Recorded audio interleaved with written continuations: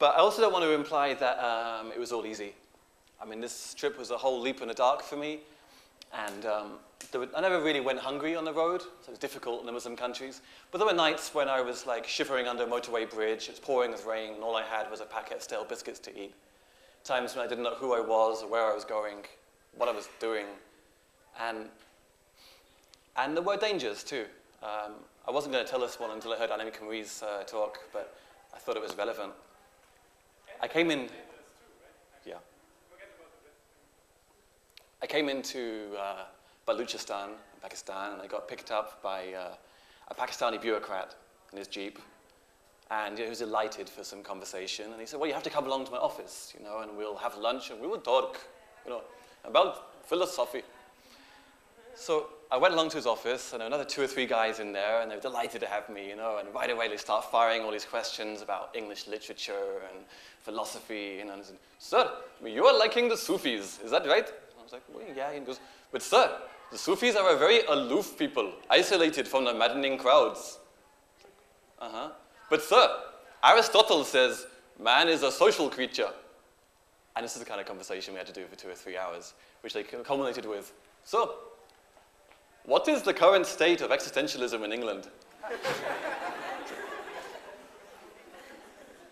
And it's at that point that another guy walks in the office. And I don't know where he was from. He had more Chinese features than Pakistani, but there's a whole mix of races there. Hard to say. And he sees me, and his eyes just lit up. And ignoring everybody else, he sat down in a chair ahead of me, and he goes, ah, welcome to my country. And I was like, hello. And he says, oh, so you're here to know Pakistan and our culture. You must come and visit me in my village. And by now, Azmat, the Pakistani who took me there, is standing behind him.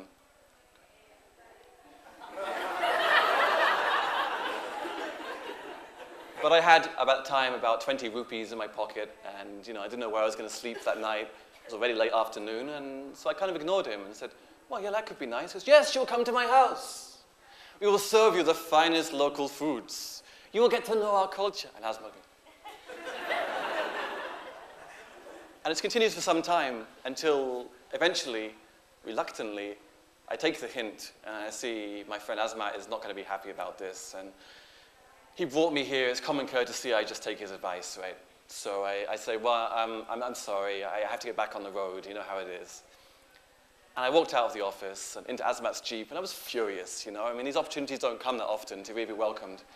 In all that time, I'd hardly stayed more than one night in one place. I was exhausted. I was hungry. I needed a wash. I said, Azmat, what was that all about? You know, this guy was wanting to help me out. And he goes, my friend, if you went with that man, he'd come in the night and fuck you.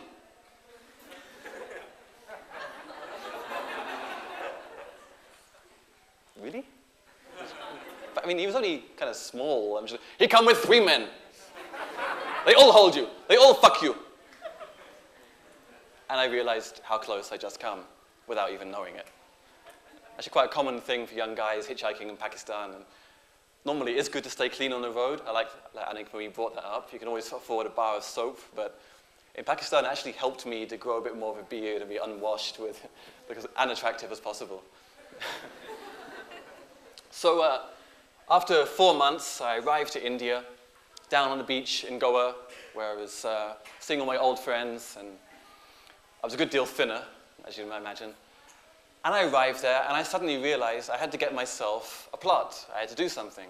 You know, I had no money left, and it's one thing when you're traveling to have no money, because you kind of helped along as a pilgrim, your stories kind of merit you a bowl of rice, that's all good. But then, once you arrive in a place, you've got to look after yourself, otherwise you're living off other people. So my immediate economic plan to feed myself the next day was to write a book. You know, I was kind of naive. You know. I had no skills, couldn't do anything. But writing I could do. And so some very understanding friends bought me some pen and paper. Every time the pens or paper would run out, they'd buy me some more. And various kind of sympathetic, kind people through the season bought me bowls of rice. And after 4 months, I had a manuscript, which almost came to, that's right, I was going every day to a German bakery to write 2,000 words a day. That was my target. And the employees there, they'd see me come in, order my 4 whole wheat bread rolls with water, and after 2 days, they wouldn't take my money anymore. They were just like, please, don't take it. Or when the boss wasn't looking, they'd slip me a cappuccino or a cinnamon roll, you know. So I got my manuscript together, but the whole thing almost came to a very zen ending one day on the beach. I was drinking a coconut. I turned around and saw with horror a cow had come along and was already halfway through the last 5 pages. And luckily the fruit lady was there with a machete in hand and ran over and chased this cow away. So we probably wouldn't be here but for her. So I had this manuscript and I sold photocopies of it all season in the Himalayas. That was 90,000 words on 40 sheets of paper. Everyone went blind trying to read it. And next season I came back down to Goa and I borrowed some money to print up 500 copies of the book, hand to mouth to India.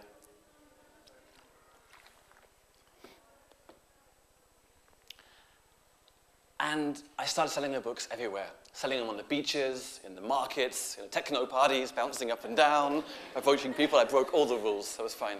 And I even became famous for a few weeks, which after being a nobody for a year and a half was a good feeling, you know. I even had one German guy in a bakery walk up to me and say, "Hey, did you hear about this English guy? He walked all the way from England," you know. Legend began to grow. I was really tempted to let the legend slide, but that would have been a missed opportunity to sell a book, of course, you know. So I sold a whole pile of books, and now I had money to leave India, finally, which was an amazing feeling, you know. Except that, when you go to India, you get a visa which lasts 6 months. And I'd been there a year and a half, which was a slight difficulty. I didn't exactly know what happens to you when you're with an inspired visa in India. It did happen to me once that season. I walked into a cafe, and I heard an Australian girl say to one of her friends, "Did you hear about Yan? Yeah, they caught him up in Kulu Valley without a visa. He's in jail now." So I turned around and walked out of the cafe. That was not existing in my reality. And somehow I just decided to trust that everything would work out okay. And so it happened one February morning. I heard a voice down the bottom of my garden in Goa. "Hey, Tommy, you there?" I stick my head out, and I see it's a guy called Amsterdam Dave. That's funny. That's funny. Amsterdam Dave was a 60-year-old freak who'd been going to Goa for the last 30 years at least. He had a kind of silly, putty, kind of caricature face that comes when you take a gram of cocaine a day for 30 years. But he was a really kind guy, and he called me over. I walked into the jungle at the bottom of my garden, and he goes, "Tommy, you got a problem with your visa, right?" "Yeah." He goes, "Well, take this." And he passes me this plastic bag. I go, "Well, what's inside?" "I don't want to know. I don't want to know." I go, "What, do you want it back?" "I don't want to know." And he disappears into the jungle.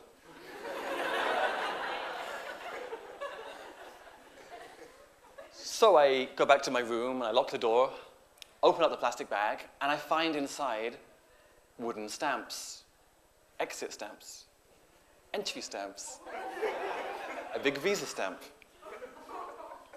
So all I have to do now is make it look like I left India a year ago, got a new visa, and came back in a few weeks before. Okay. Headed down to town. I had to get the date stamps made individually to make sure it was accurate, and I had to buy the ink. But luckily, Indian immigration seemed to go shopping in the same shops I did, because there was only blue and red ink available. Perfect match. You know, I was like, okay, it's a good start. Went back to my room, lots of sheets of paper, and started practicing. You know, you're going to practice before you do this thing, right? I ought to say at this point, I'm not the most practical person in the world. You know, I have trouble changing a light bulb, so I was kind of nervous to do this, but I couldn't trust anyone to do it for me. So I was on my own. You know, I had to do this. And so I practiced for several days, obsessively. And finally came the moment, I said, okay, this is a very zen thing, you just got to do it right now. So I opened up a fresh page, got the visa stamp, the blue ink, put it in the passport, leaned on all 4 corners, said a very silent prayer, lifted it up. It wasn't perfect, but nothing in India is. You know, a few smudges you can probably get away with, so I figured so far so good. I picked up the exit stamp to make it look like I'd left India, put it in, good job, absolutely great. Now on a wave of confidence, I pick up the entry stamp, put it in, and picked up the wrong date stamp. Now it looked like I left a couple of weeks ago when I would have been expired visa anyway. Wait, the ink is still wet. Ran to the corner of my room, picking up the clothes, flying, grabbed the passport, opened it to the right page, and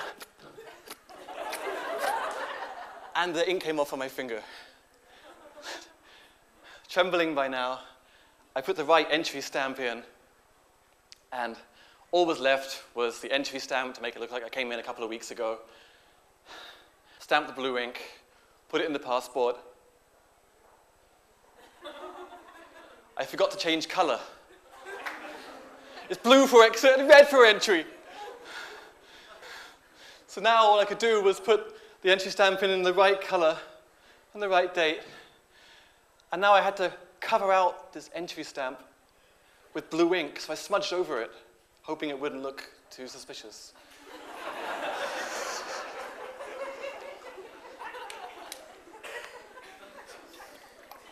Brings the emotion back.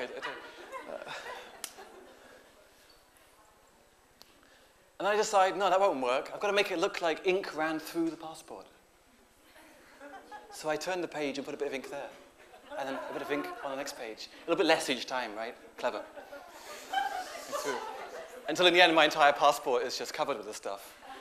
I'm just like, who's going to let me through any border with this? So I didn't dare try an airport now, you know. So instead I chose the most remote, isolated border post with Nepal that I could find. And it was probably the longest journey of my life going there. The last 5 miles I had to do on a bicycle rickshaw, which went along about 2 miles an hour. And I thought these are my last few hours of freedom, you know. And I got to the border post, but then I saw it was on a road going downhill into Nepal. So I figured the feng shui was really good, right? And I walked up to the border post, and a policeman comes out, green military uniform, hands out his hand like that, without a word. And of course, I, to look relaxed and comfortable, just start talking. I see there's no snow on the ground. Does it get very cold here in the winter? I guess it's not mango season, huh? Takes my passport. He flicks it open to the visa page, just stares at it. And I just continue talking. And by now, he starts flicking through the pages with disdain, and he sees the mess I've made of my passport. His first words are, "What this?" I said, "Oh, my baby boy, his name is Krishna. One morning, he take camera, he take pens, make such a big mess." He walked back into the station, and I'm standing out there on the road thinking, should I just make a run for it and hope? I don't know by now, right? And I'm sure he's going to phone up Bombay Airport and find out if I really did fly in a few weeks before. Instead, he comes out with this entry book for me to sign, to write down my name, my family name, again, my hobbies.